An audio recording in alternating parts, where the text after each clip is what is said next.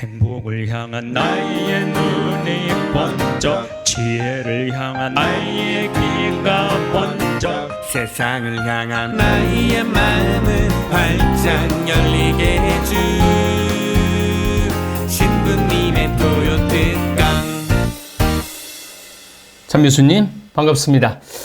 지금 한국의 이해를 하고 있는데 제가 역사를 하지 않고 지금 환경, 지리 이런 거를 하는 이유가 있어요. 이것을 기본적으로 알아야만이 그 다음부터 한국의 역사가 귀에 들어옵니다. 지금 대한민국은 5,000년 만에 최고의 시대를 지금 구가하고 있죠. 저는 이렇게 고조선, 고구려, 신라, 백제, 고려, 조선, 그다음 대한민국 이렇게 5,000년 동안 이어온 우리의 역사를 이렇게 보면서 지금 2020년 요때처럼 대한민국 사람들이 거의 전 국민이 굶지 않고 잘 먹고 잘 살 수 있는 거는 5,000년 만에 처음인 거예요. 그러니까 지금 이 시대를 살고 있는 여러분들은 당당하게 자긍심을 가지시고 자부심을 가지시고 지내셔도 됩니다.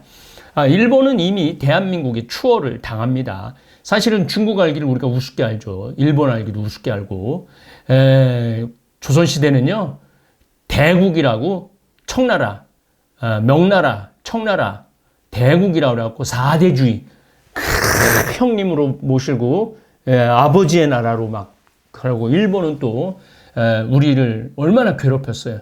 또, 2차 세계대전 1910년에 나라를 빼앗기고 2차 세계대전에 거의 우리는 총알바지로 일본 사람들 총알바지가 됐죠.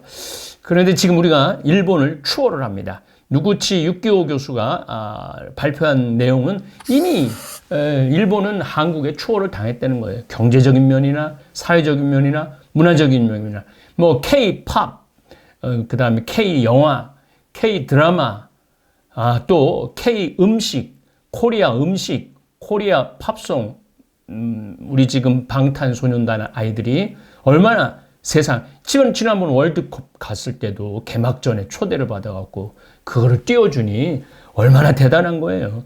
일본이 방탄소년단 같이 생긴 애들을 똑같이 모아다가 일본 BTS를 만들려고 그러는데 따라올 수가 없어요. 우리나라의 이 감각을 중국이나 일본이나 제가 여러 번 가서 느낌이 우리나라 아이들이 정말로 잘하고 있어요.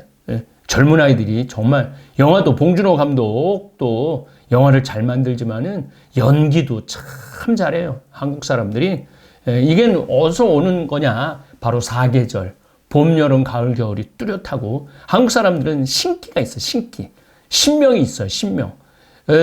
제가 이렇게 수도 없는 나라를 다니고 했는데 여행을 다니면서 버스 안에서 춤을 추는 사람들은 우리나라 사람밖에 없어요.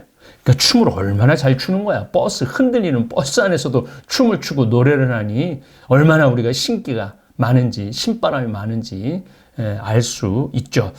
임금 격차가 2022년에 우리나라가 41,960달러인데 일본은 38,515달러입니다. 그러니까 월급도 우리나라 사람들이 많이 받는 거예요. 월급도. 물론 GDP는 조금 높아요. 일본이 우리보다 한 500달러 높아요. 일본은 한 4만 달러 되는데 우리는 3만 5천 달러 정도 좀 후에 더 말씀을 드리도록 하겠습니다.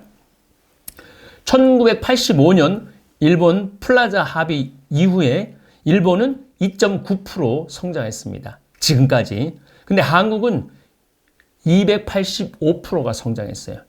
일본은 그대로 있는데 우리는 이렇게 올라간 거죠. 그래서 2.9%에 285% 이건 말할 수가 없는 거죠. 그러니까 모든 면에서 일본에 가보면요. 새 차가 거의 안 돌아다녀요. 거의 흔차예요. 흔차. 우리나라는 지금 돌아다니는 게 전부 새 차거든요. 한번 그 도로에 돌아다니는 버스만 승용차만 봐도 그 나라의 문화를 알 수 있죠. 2021년 국가 경쟁력이 한국이 23위, 일본이 31위예요. 경쟁력, 국가 경쟁력에서도 일본이 떨어질 수밖에 없죠. 1995년 국가 경쟁력이 한국이 26위였고 일본이 4위였어요. 그러니까 27년 전에는 우리가 일본이 세계 4위였는데 우리는 세계 26위였던 거죠. 근데 지금 우리는 23위가 됐고 일본은 31위로 떨어졌다는 거죠. 인구 절벽이 시작된 일본은 망해갈 수밖에 없어요. 이게 인구 절벽이 진짜 위험하고 무서운 거예요. 애가 안 나오면은요, 사회가 돌아가지가 않아요. 자녀들이 없으면은. 그래서 며칠 전에도 내가 식당에 있는데 아주 예쁜 애기 둘이가 엄마 아빠하고 얘기를 하는데 너무 귀하게 느껴졌어요. 그래서 일면 생식이라고 그러나, 일면 얼굴 한 번도 본 적이 없는 그 아이들한테 내가 새 돈 10,000원짜리 주면서 니네들이 우리 희망이다. 너 이거 가지고 맛있는 거 사 먹어라. 그러니까 또 감사하다고 받더라고요. 기분이 너무 좋았어요. 앞으로도 내가 식당에서 애들 보면은 용돈 10,000원씩 주려고 그래요.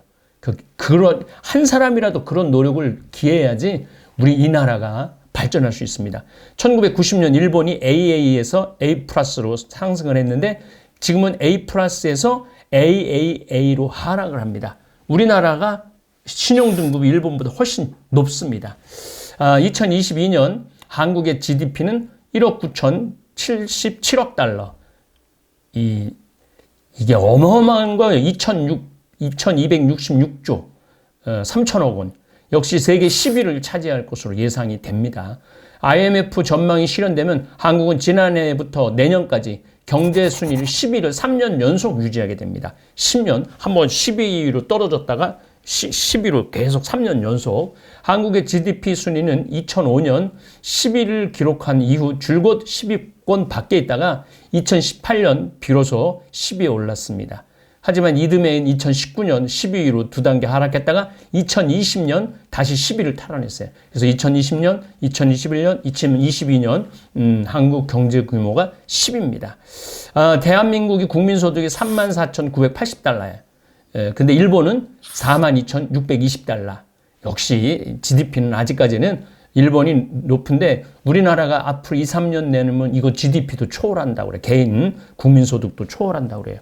여러분들 이게 이 국가 신용등급을 좀 보실 필요가 있어요. 그래서 세상이 이렇게 돌아가는 거구나. 룩셈부르크가 1위에 AAA.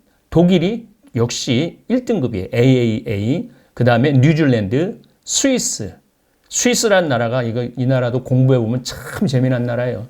이 나라가 엄청 가난했었어요. 그래갖고 용병으로 교황청도 그래갖고 팔려갖고 교황청 지금까지도 스위스 근위대들이 지키고 있죠. 스웨덴, 네덜란드, 북미 국가들이 다 강해요. 노르웨이, 덴마크, 미국이 신용등급이 높죠. 캐나다, 싱가포르, 호주 이게 다 AA 등급이에요. 그 다음 등급이 AA1에서 AA3 등급인데 오스트리아, 핀란드, 대한민국이 여기 이렇게 국가 경쟁력이 이렇게 높아요. 신용 등급이 훨씬 높죠. 일본보다.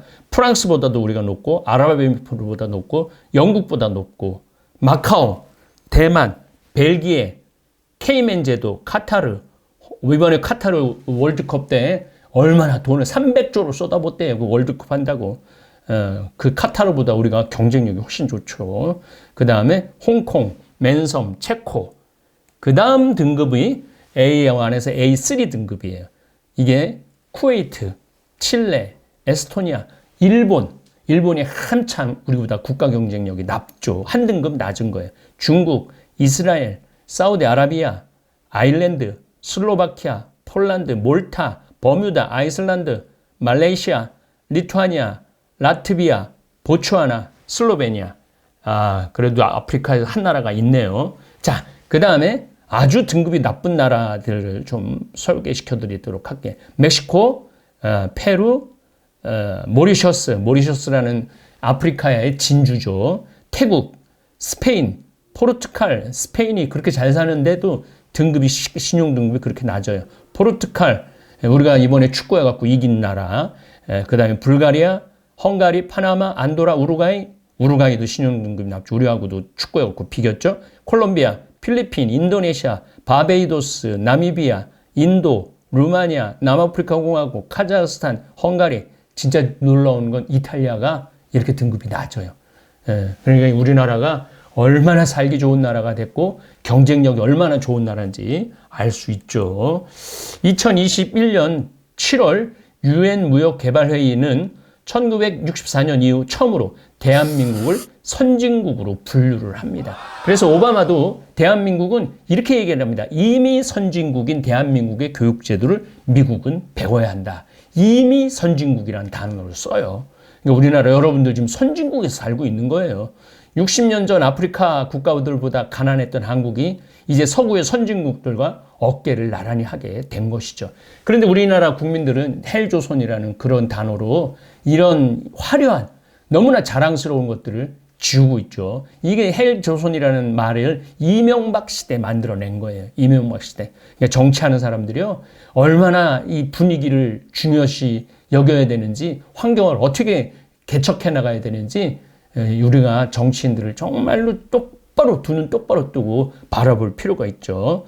2020년 경제 규모로 볼 때 세계 10위가 됐고 선진국 클럽인 주요 7개국 회의에도 초청돼서 꼭 가죠. 우리나라가. 이제 구매력 평가 기준의 1인당 국민소득은 프랑스 등 유럽 국가들이나 일본보다 구매 수준은 높아요. 일본보다. 시장 환율의 기초에도 몇 년 안 돼서 더 높아질 전망입니다. 세계 수많은 개발도상국 중 선진국을 따라잡은 국가는 극히 드물고 대한민국 유일합니다. 그러니까 여러분들 열심히 공부했고 열심히 일했고 열심히 수출했고 그러고 있으니까 자긍심을 좀 가지시기를 바라겠습니다. 다음번에는 이제 우리 청동기 시대, 이 한반도에는 70만 년 전부터 우리 한민족이 살기 시작한 거죠. 그런 것에 대한 역사적인 거를 이제 공부를 시작하도록 하겠습니다. 예, 감사합니다.